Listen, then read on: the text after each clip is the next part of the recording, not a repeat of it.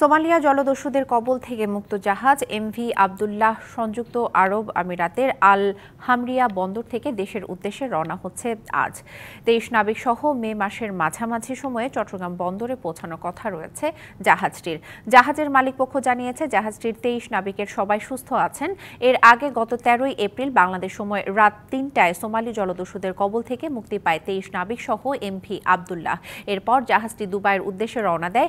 21 April দুবাইয়ের আল হারমিয়া বন্দরের বহির্নোঙরে পৌঁছে জাহাজটিতে থাকা 55,000 মেট্রিক টন কয়লা খালাস করা হয়। এরপর ওই বন্দর থেকে নতুন পণ্য লোড করা হয়। এসব পণ্য নিয়ে রবিবার চট্টগ্রাম বন্দরের উদ্দেশ্যে রওনা দেওয়ার অপেক্ষায় রয়েছে এমভি আবদুল্লাহ।